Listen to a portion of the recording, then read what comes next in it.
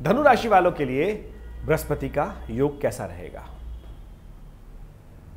ओम गुरुर्ब्रह्मा गुरुर्विष्णु गुरुर्देवो महेश्वरा गुरुर साक्षात् परब्रह्म तस्मै श्री गुरुवे नमः। अखंड मंडलाकारं व्याप्तं येन चराचरं तत्पदं दर्शितं येन तस्मै श्री गुरुवे नमः। नमस्कार, स्वागत है आपका आचार्यवाणी में। मैं आचार्य डॉक्टर विक्रमादित्य आपके साथ हूँ। ये चैनल आपका अपना चैनल है और हम इस चैनल के माध्यम से आपके साथ जुड़े रहते हैं।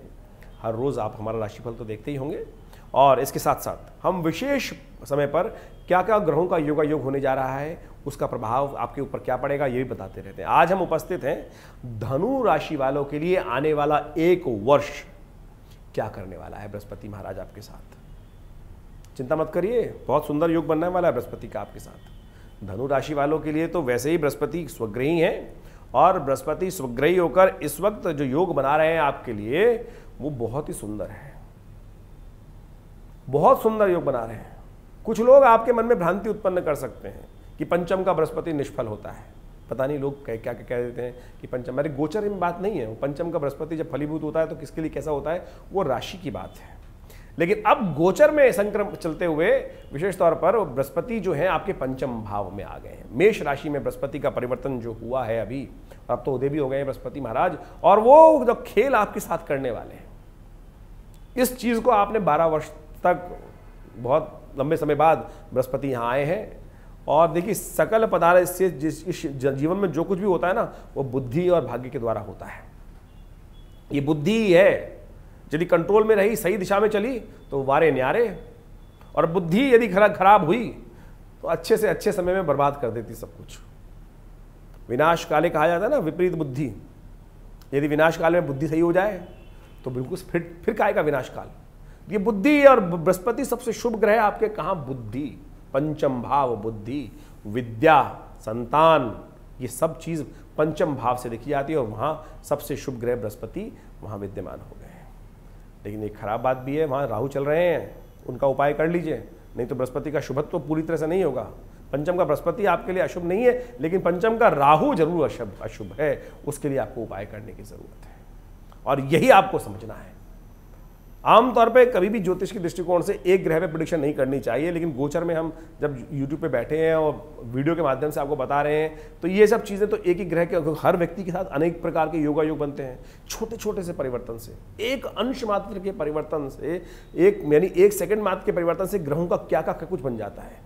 जुड़वा बच्चे देखे आपने, जुड़वा बच्चे, एक राजा एक रंग, एक बिल्कुल कैरेक्टर में प्रभाव, 1 सेकंड का ही तो फर्क था, वही तो परिवर्तन कर गया। और वही एनालाइज करने की आवश्यकता होती है क्या कुछ होने के योग है, और जो बुद्धि से विवेचना करके ज्ञान के द्वारा वो चीज समझ लेता है वही परिवर्तन का योग बना देता है।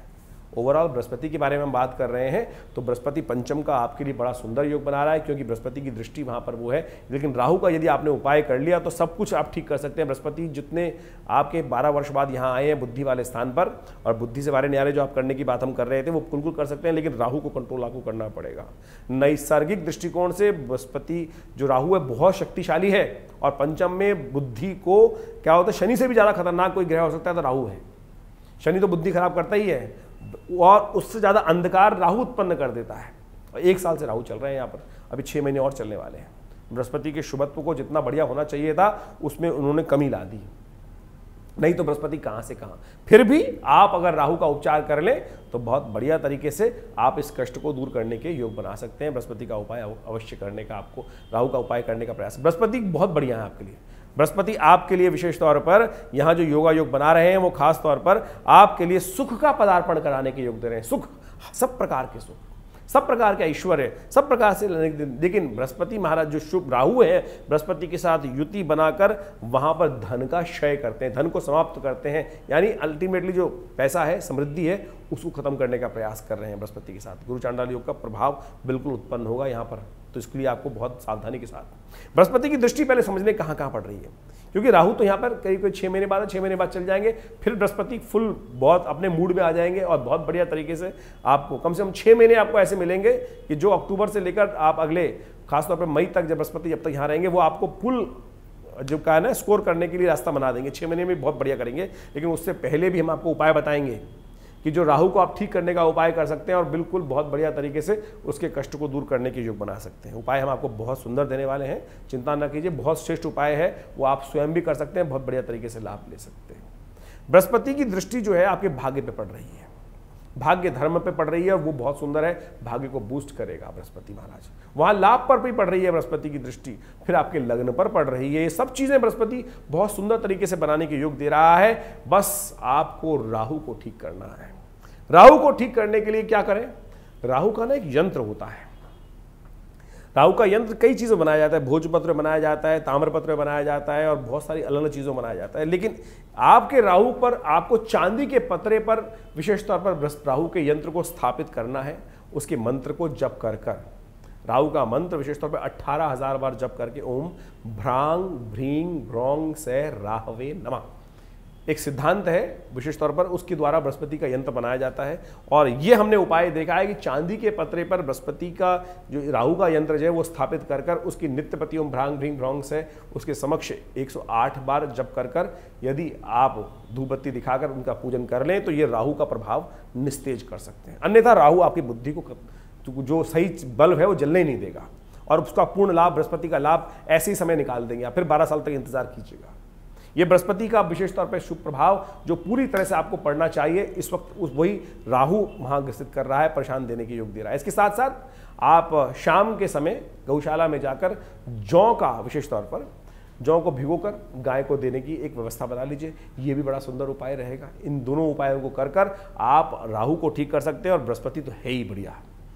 बृहस्पति की चिंता ना करें, बृहस्पति सौभाग्य का उदय कर रहा है, सुख का उदय कर रहा है, धन का उदय करेगा, सब कुछ उदय करेगा, भाग्य से सब कुछ लाभ देने के योग देगा, आपकी पर्सनालिटी को इंप्रूव करने का प्रयास करेगा। लेकिन वहां पर राहु का अंकुश बृहस्पति में पड़ा हुआ है, या तो आप 6 महीने इंतजार कर लीजिए या हमने जो उपाय बताया वो कर लीजिए। देखिए जो बुद्धिमान है वो उपाय कर लेते हैं। वो कहा गया है ना कि ऐसा डायग्नोज का फायदा क्या है कि जिसकी रेमेडी ना हो।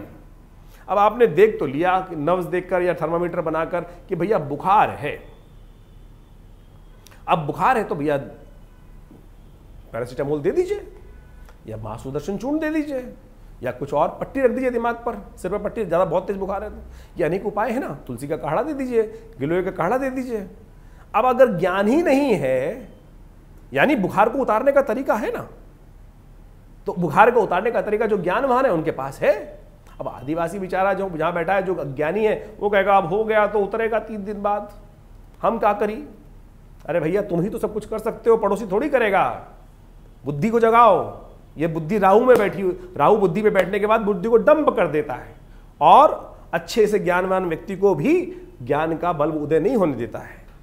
तो हमने आपको ज्ञान के माध्यम से समझाने का प्रयास किया, उपाय भी आपके समक्ष रख दिया, कर लीजिए और इस 6 महीने के ग्रहण को हटा लीजिए। अन्यथा ग्रहण के बाद आपका बृहस्पति चमत्कार दिखाएगा। बुद्धिमान है तो उससे पहले आप लाभ ले सकते हैं। सीधी तरीके से समझ लीजिए और बढ़िया से लाभ ले लीजिए। ये बहुत सिद्धांतिक, कोई उल्टी सीधी बात नहीं है, सिद्धांतिक तौर पर। कई लोग सुनने के बाद लिख देते हैं कि साहब कुछ नहीं होता है। अरे भैया करने वालों के लिए होता है, केवल जो बकबक करते रहते हैं उनके लिए कुछ नहीं होता है। लोगों ने भाग्य जगाया है, जगाते हैं। कुछ लोग हैं जो केवल बोलते ही हैं, कुछ नहीं कर पाते हैं, उनको केवल कमी निकालनी होती है। तो मेरी आपको एडवाइस है, आपकी राशि के अनुसार से आपको बता रहा हूं, आपकी धनु राशि है, धनु राशि वाले बहुत ज्ञानवान होते हैं, लेकिन उनके अंदर एक कमी भी होती है।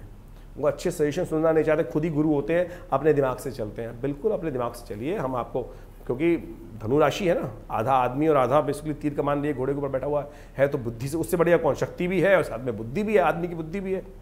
तो कोशिश ये करनी चाहिए, जहां गुरु से ज्ञान मिल रहा है उसको ले लेना चाहिए और वो आपके कल्याण के योग ही बनते हैं।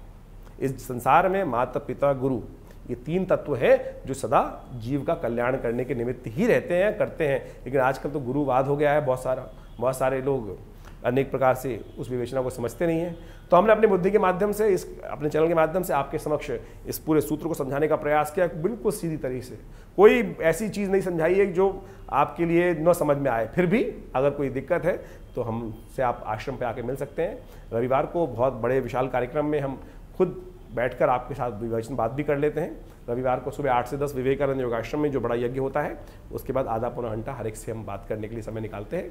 तो आपके बारे में कोई दिक्कत हो तो आप आइए विवेकानंद योगाश्रम में, हर रविवार को बड़ा कार्यक्रम होता है और माँ भगवती का बहुत सुंदर श्री विग्रह वहाँ उपस्थित है।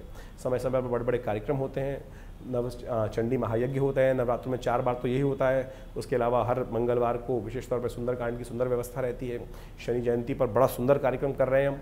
शनि ग्रह शांति महायज्ञ के तौर पर हनुमान चालीसा के 100 पाठ हमने रखे हैं और इससे सुंदर उपाय शनि को ठीक करने के लिए नहीं है। तो आप कोशिश ये करें, आप भी इस यज्ञ में भाग लें, कल्याण होगा, मनोकामना सिद्ध होगी। धन्यवाद।